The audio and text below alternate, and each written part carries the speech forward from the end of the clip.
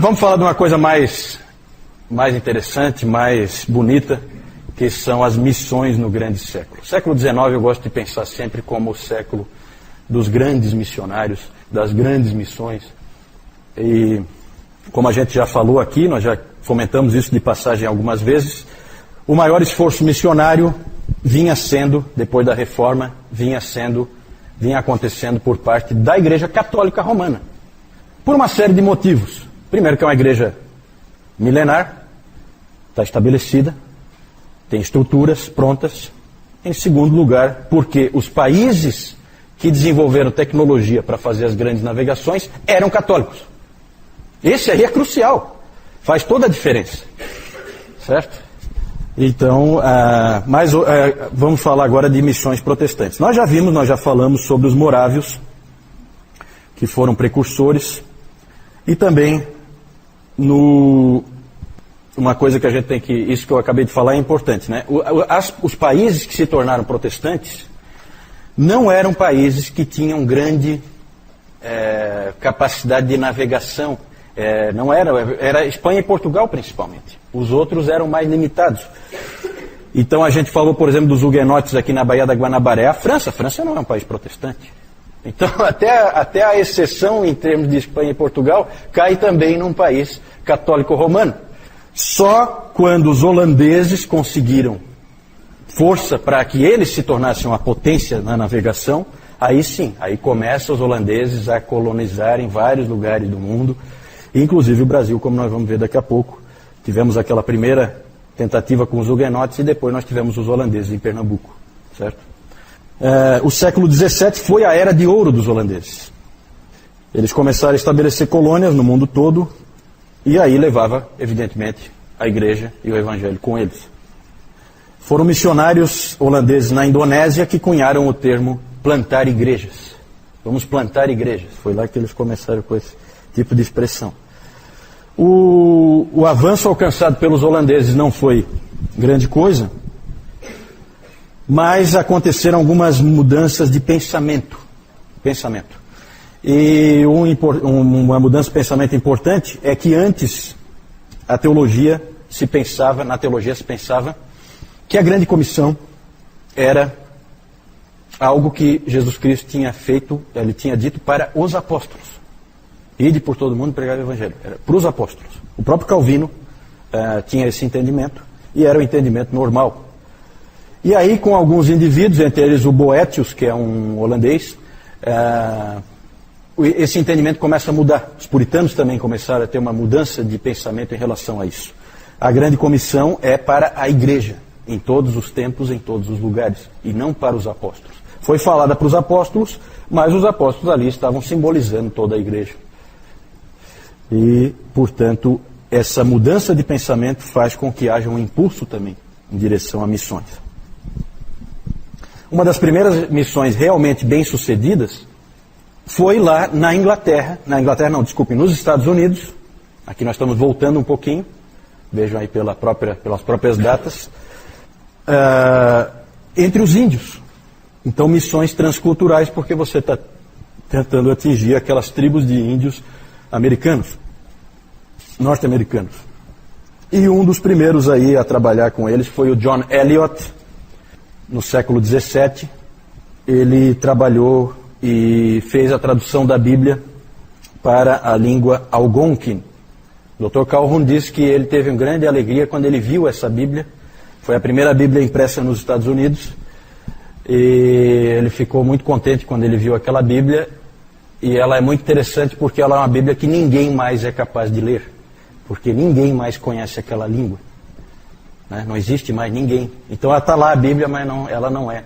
Ninguém pode ler a Bíblia, certo? Mas o John Eliot, ele fez a tradução da Bíblia e para dar estrutura para a língua dos índios, ele teve que escrever uma gramática.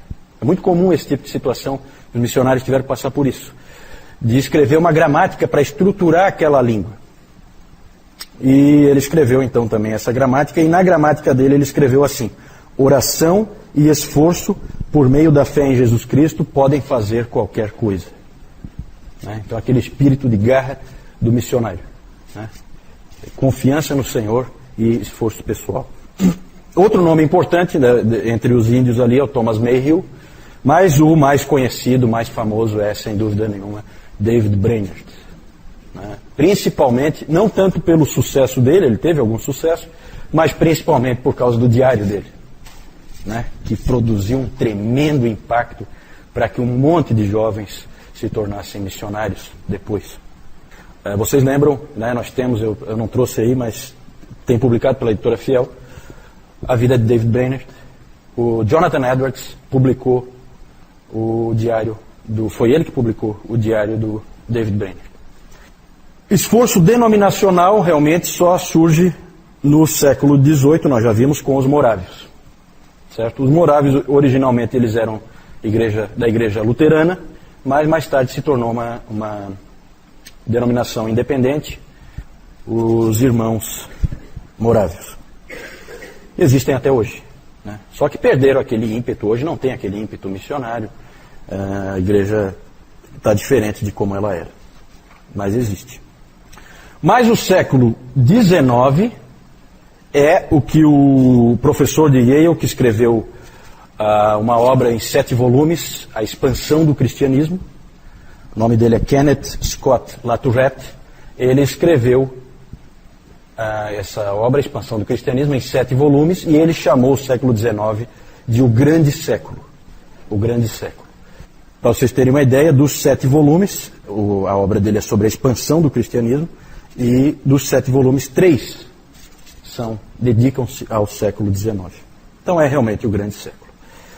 E o grande nome, quem é o grande nome das missões aí? Quem é chamado de o pai das missões modernas? Temos a alegria de que tenha sido um batista, William Carey, né? William Carey, o pai das missões modernas. Ele era um sapateiro, pregador leigo, e ele trabalhava na sua sapataria. Né? Quando a gente fala sapateiro, não imagine que é aquele indivíduo que conserta sapatos, na verdade é o indivíduo que faz sapatos. Né? Nós não temos ainda assim uma indústria bem desenvolvida, e ele faz e também conserta, evidentemente. E ele trabalhava sempre no local de trabalho dele com um globo terrestre na frente dele. Era assim que ele trabalhava, e ele ficava olhando aquelas nações, aqueles países, e ele ficava pensando no alcance daqueles povos. Né? Hoje os cristãos estão mais para olhar para um globo e ver qual é o próximo ponto turístico que vão visitar. Né? Esse homem tinha um pensamento um pouquinho diferente, de dedicação ao Senhor. Ele tentava, de várias maneiras, envolver a igreja inglesa em missões. Muitos tentavam desencorajá-lo.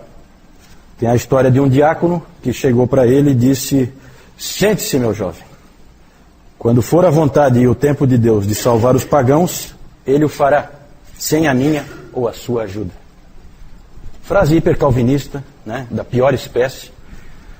Né, então é um indivíduo esse indivíduo aí foi muito infeliz, muito. Deus sempre usa meios, e se você veio aqui 8 domingos, fez o curso de História da Igreja, você viu que ele sempre usa pessoas dispostas a fazerem a obra dele.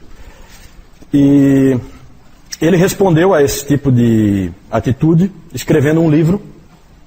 O nome desse livro é Investigação quanto à obrigação dos cristãos em usar meios para a conversão dos pagãos. Investigação quanto à obrigação dos cristãos em usar meios para a conversão dos pagãos. Obrigação dos cristãos em usar meios para a salvação dos pagãos.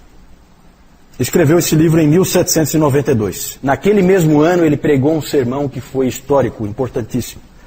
Ficou famoso esse sermão, foi um sermão em Isaías 54, 2 e 3. Diz assim: alarga o espaço da tua tenda, estenda-se o toldo da tua habitação e não o impeças. Alonga as tuas cordas e firma bem as tuas estacas. Porque transbordarás para a direita e para a esquerda. A tua posteridade possuirá as nações e fará que se povoem as cidades assoladas.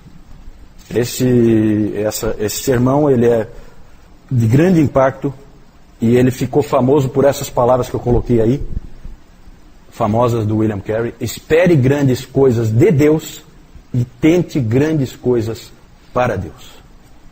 Fé e diligência, dedicação, esforço. Os batistas particulares, quando a gente fala batistas particulares, são os batistas calvinistas, lá da Inglaterra, se organizaram e formaram um comitê de missões naquele mesmo ano, 1792. Né? É interessante que foram batistas calvinistas que começaram as missões nesse grande século. E ainda dizem que os calvinistas não evangelizam, não se preocupam com os outros. Os hipercalvinistas, com certeza, não se preocupam com os outros, não evangelizam, não fazem nada. Mas os calvinistas de verdade, não tenha dúvida, a história mostra, não tem nem o que discutir. É perda de tempo qualquer discussão. No ano seguinte, Carey foi enviado para a Índia e lá ele passou os seus próximos 40 anos. Né? A ele se juntaram Joshua Marshman e William Ward. Esses três foram conhecidos como o trio de Serampore. Serampore era uma colônia holandesa, aí Deus usando, né? Os holandeses tinham ido antes, estabeleceram bases, e aí tinha condições deles irem e ficarem em um ambiente em que eles não fossem mortos, não fossem, né? Em que eles pudessem ter algum tipo de base de onde partir, certo? A partir dessa iniciativa, então, dos batistas, a coisa foi aumentando. E aí começou a pipocar comitês e sociedades missionárias para todo lado.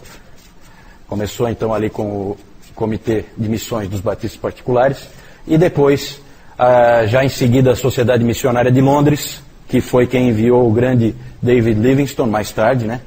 O David Livingstone é um escocês famoso por ser o missionário explorador. Né? Esse homem explorou a África inteira. Né? Diz que hoje, eu estava ouvindo um testemunho de um sujeito que esteve na África, um missionário, e ele disse que é impressionante o quanto é conhecido David Livingstone na África, entre os povos lá. Todo mundo sabe da existência desse sujeito. Ele não é conhecido por ganhar almas, Não, o trabalho que Deus tinha para ele era desbravar, abrir caminho para os que viriam atrás dele. Interessante, né? Um aventureiro. Muito bacana a história do David Livingstone. Depois a Sociedade Missionária Eclesiástica. Ali nós temos um grande nome que é o Harry Martin. O Comitê de Missões da Igreja Congregacional foi o primeiro lá dos Estados Unidos. Certo? Tudo aqui é Inglaterra, tá? Esses primeiros aqui. Aqui já é Estados Unidos. Em 1810 a Igreja Congregacional então estabeleceu o seu comitê de missões e foram enviados os 5 primeiros missionários. Eles foram comissionados em 1812 para ir lá para a Índia, também para aquela região lá. Só que durante a viagem, olha que interessante, esses 5 rapazes aí, durante a viagem no navio, 2 deles, estudando o Novo Testamento grego, chegaram à conclusão de que não havia base para o batismo de bebês. E eles, na viagem, tornaram-se batistas, certo? Em plena viagem. E é interessante isso, que me chama a atenção é que esses missionários, eles iam viajando de navio lá para aquela região da Ásia, da Índia, e eles iam estudando seus novos testamentos gregos. São indivíduos bem preparados. Isso é uma coisa que chama a atenção. Vai quem está bem preparado. Eles foram comissionados e foram. 2 deles, então, se tornaram batistas, certo? E aí passou a ser importante que os batistas americanos dessem apoio para esses 2 rapazes que tinham se tornado batistas. E aí, rapidamente, foi formada uma junta de missões da Igreja Batista nos Estados Unidos para dar apoio para eles. E um deles famoso o nome dele, Adoniram Judson.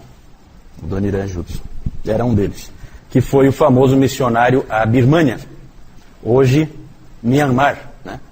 Que é um país dos mais fechados, né? Quem acompanhou aí, agora esse ano houve um ciclone muito forte lá, que destruiu boa parte daquele país e houve dificuldade em ajudar, porque o país é tremendamente fechado hoje. Mas ele foi esse missionário lá na Birmânia. A Birmânia, ela é ainda além da Índia, você tem que ir mais ainda para o Oriente, mas é ali próximo. O que mais? Então, olha, Adoniran Judson. E aí a gente não tem tempo aí, mas a gente podia falar dos escoceses, nomes como Alexander Duff, o grande John Gibson Patton, né? Vou deixar como tarefinha aí para os meus alunos, né? Já que estamos terminando o curso hoje. Leiam esse livro, gente. Aqui vocês vão ver várias histórias. Vocês vão ver a história do Adoniran Judson, vocês vão ver a história do William Carey, né? Heróis da fé. A capa não é mais assim, mas é bem resumido, bem fácil de ler, e ali você vai se emocionar com a história do John Gibson Patton, missionário às Novas Hébridas, lá perto de onde o Dayan está, né? Lá na Oceania, certo? Ele foi lá no meio dos canibais, que já tinham comido alguns missionários que tinham chegado lá antes, e ele foi com a cara e a coragem e a fé no Senhor, né, para fazer uma obra ali e fez. Para a África nós temos histórias interessantes, como esse presbiteriano aí, William Henry Shepherd. Ele foi mandado para a África, para o Congo, lá dos Estados Unidos. Ele foi mandado, ele era filho de escravos libertos, então ele é uma pessoa negra, e ele foi lá para o meio dos nativos lá da África, do Congo. Para a China, bem conhecido, James Hudson Taylor, né? Começam, aqui a gente viu que a maioria das juntas de missões são denominacionais. Aqui começa uma missão interdenominacional, que é a missão para o interior da China, que é a missão do Hudson Taylor. Bem conhecido também, Hudson Taylor. Tudo no século XIX, aí, os grandes missionários, todos eles século XIX. Tem uma famosa frase do Hudson Taylor, né, em que ele diz assim: a obra de Deus, feita do jeito de Deus, nunca deixará de ter o suprimento de Deus. Então, é uma palavra de fé. É claro, gente, que os missionários também fizeram muitas coisas erradas, certo? Eles às vezes forçaram a barra um pouco. Eles são humanos. Eles são humanos. Me mostre um homem de Deus que fez tudo certo. Eu não conheço, né? É isso aí, essa questão do imperialismo, essa questão de você impor a cultura, impor os valores, impor os princípios para outros povos, é uma questão filosófica. É válido ou não é válido? Para o cristianismo sempre é válido. Sempre, porque é uma questão de salvação da alma, né? Para os pagãos isso aí é a maior bobagem que existe, eles rolam de rir no chão, se a gente falar uma coisa assim. Para nós, é válido sim fazer com que aquele índio lá no meio do mato pare de adorar Tupã e passe a adorar Jesus Cristo. É claro que tem duas maneiras de fazer isso. Ou você faz como muitos jesuítas fizeram junto com os espanhóis, e você faz o indivíduo ajoelhar com uma espada no pescoço, ou então você prega o evangelho e ensina coisas para eles, como os missionários faziam. Os missionários trouxeram civilização. Os próprios povos ali querem aprender. Sabe, hoje eu planto, eu não produzo nada, é um desastre. Aliás, às vezes eu não sei nem plantar, eu não conheço a agricultura. Vem um missionário aqui, ele me ensina como é. De repente essa minha terra aqui, eu produzo um monte de coisa. Quem é que acha ruim isso? Né? Se ponha no lugar daquela pessoa. É muito cômodo para um indivíduo que está comendo churrasco em casa e depois deita numa poltrona, ficar falando que o índio tem que ir lá viver naquela situação em que ele vive. Vai perguntar para o índio se ele quer viver assim, né? Ou se ele quer a civilização também. Lembra dos bárbaros vindo para o Império Romano? Eles queriam escolas, eles queriam hospitais. Eles não querem ser bárbaros, eles querem civilização. Por isso que eles vinham, por isso que eles invadiram. Porque nós queremos fazer parte de Roma, né? Então é uma questão filosófica, é evidente que aí há um ataque frontal aos princípios cristãos, né? E é claro que tem coisas erradas que foram feitas também, excessos, né? Sempre vai ter, sempre vai ter. Isso aí é inevitável, né? E é claro que é tudo meio misturado. Na verdade, nós vimos na história da igreja que todo tipo de excesso ocorreu. Nós vimos o Lutero defendendo, por exemplo, que fossem massacrados os camponeses, né? Será que é muito diferente? Os camponeses revoltosos, ele apoiando. Não, vamos com armas mesmo. Eles pegarem armas, nós também vamos pegar. Então são erros, são manchas, são. Ninguém está negando, né? Agora, tem almas salvas. Isso aí é importante. Isso é importante. Cada alma salva vale, né? Ok, gente, nós temos que correr um pouquinho. Aqui só mostrar para vocês John Eliot, missionário entre os índios americanos. David Brainerd, aqui o Brainerd pregando lá, ó, no meio das... Né? Bacana aí essa imagem. William Carey, aqui, né? Uma semelhança. Uma certa semelhança.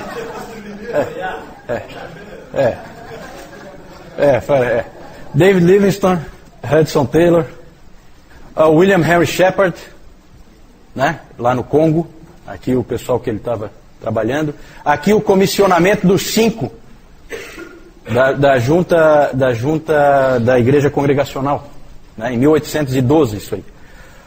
Aqui embaixo John Patton e o Adoniran Judson.